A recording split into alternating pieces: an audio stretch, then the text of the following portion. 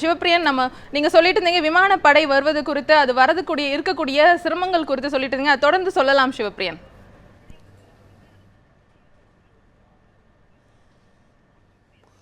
அதாவது சோனியா, நான் ஏற்கனவே குறிப்பிட்டது போல விமானப்படை ஆட்கள் சென்னை வருவதற்கு முதலில் விமான நிலையம் இயங்க வேண்டும். ஏனென்றால் விமானப்படையின் வீரர்கள் வரும் அந்த விமானமானது மிகப்பெரிய விமானம்.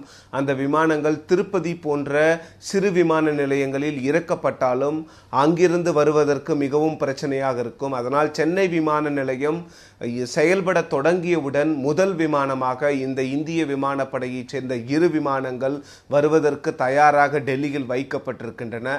அந்த 2 விமானங்களுமே டெல்லி பாலம் விமான நிலையத்தில் தயாராக வைக்கப்பட்டுள்ளன.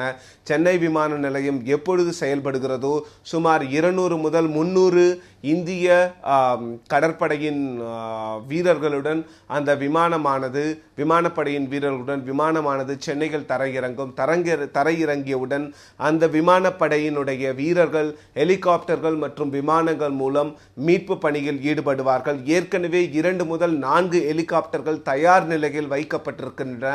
ஆனால் இருக்கின்ற இந்த வெதர் கண்டிஷன்ல விமானங்களோ அல்லது ஹெலிகாப்டரின் மூலம் நிவாரண பணிகளை மேற்கொள்ளும் அளவுக்கு அந்த வெதர் கண்டிஷன் இல்லாததுனால தான் இன்னைக்கு அந்த மாதிரி நிவாரண உதவிகளை மேற்கொள்ளவில்லை, அதாவது அந்த மீட்பு பணிகளில் ஈடுபடவில்லை என்று பாதுகாப்பு அமைச்சகம் கூறுகிறது.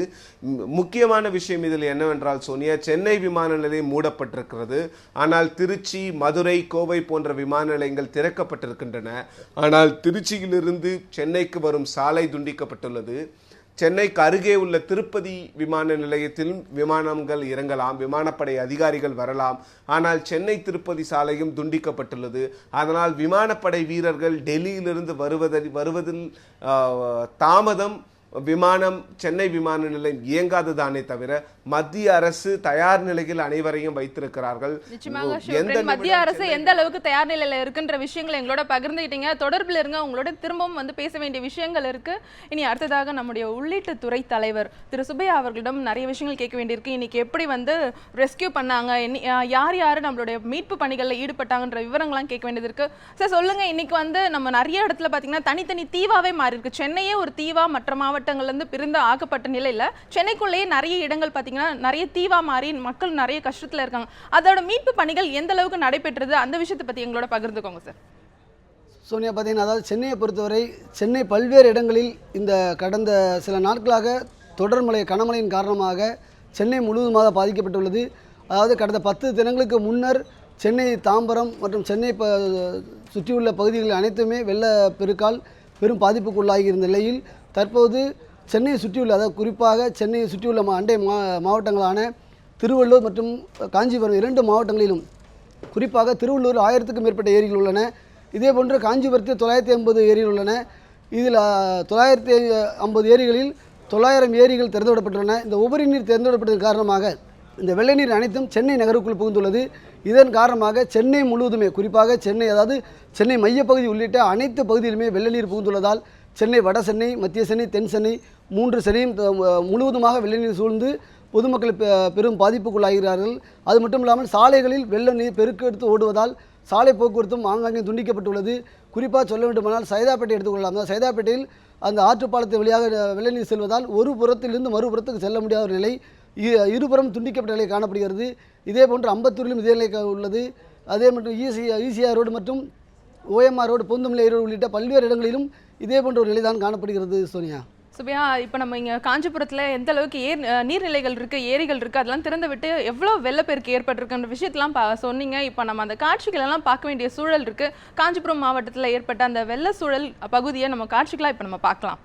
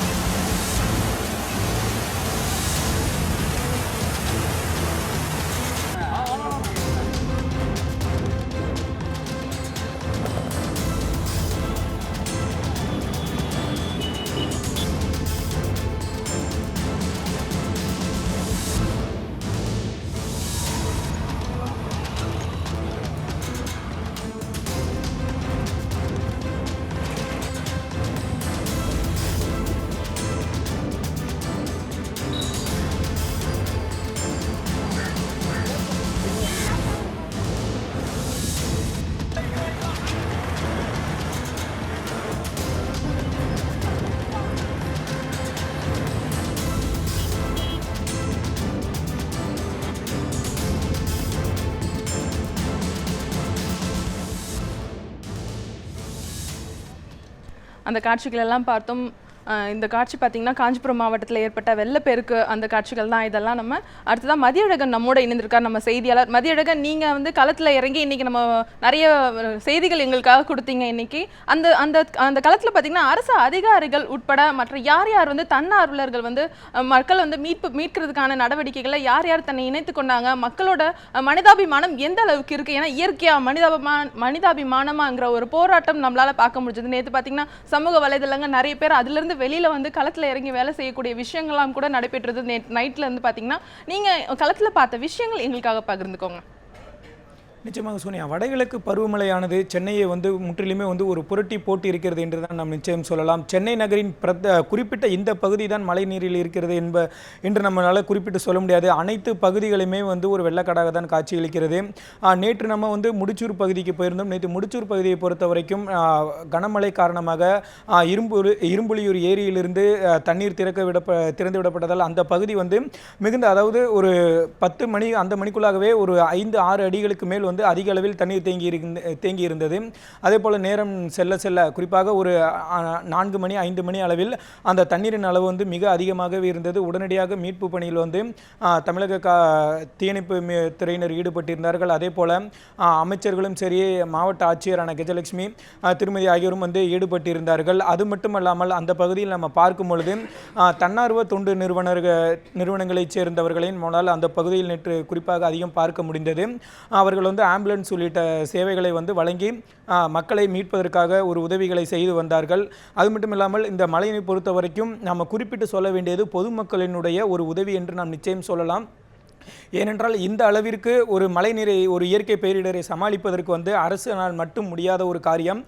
பொதுமக்களின் பங்கும் வந்து இதில் வந்து ஒரு குறிப்பிடத்தக்க அளவுக்கு இருந்தது. ஏனென்றால் சாலையில் வந்து பெரும்பாலான சாலைகள் வெள்ளை நீரை பெருக்கெடுத்து ஓடுகிறது. அந்த சாலையில் வந்து எந்த மாதிரியான ஆபத்துக்கள் இருக்கின்றது என்பது புதிதாக செல்லக்கூடியவர்களுக்கோ அல்லது அதிகம் பழக்கம் இல்லாதவர்களுக்கோ தெரியாத ஒன்று.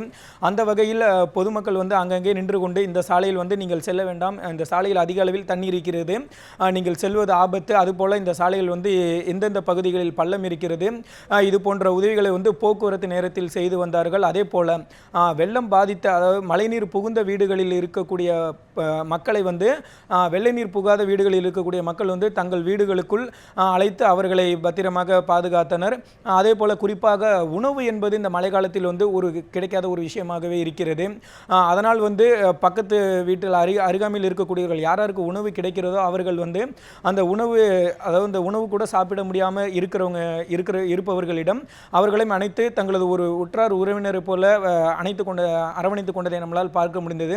குறிப்பாக முடிச்சூர் பத்தி குறிப்பிட்டீங்க. இன்னைக்கு நம்ம நியூஸ் 7 தமிழ் சார்பா வந்து பாதிக்கப்பட்டவங்களும் எவ்வளவு பேர் வந்து உதவி செய்ய தயாரா இருந்தவங்களும் நம்ம இணைக்கிறதுக்கான முயற்சிகளில் ஈடுபட்டோம். அந்த முயற்சிகளில் கூட பாத்தீங்கன்னா முடிச்சூர் பகுதி மக்கள் கிட்ட இருந்து நிறைய அழைப்புகள் வந்தது. ஏன்னா மற்ற இடங்கள் விட துண்டிக்கப்பட்ட நிலையில நாங்கள் பாதிக்கப்பட்டிருக்கோம் அப்படிங்கிற விஷயத்தை அவங்க முன் வச்சாங்க.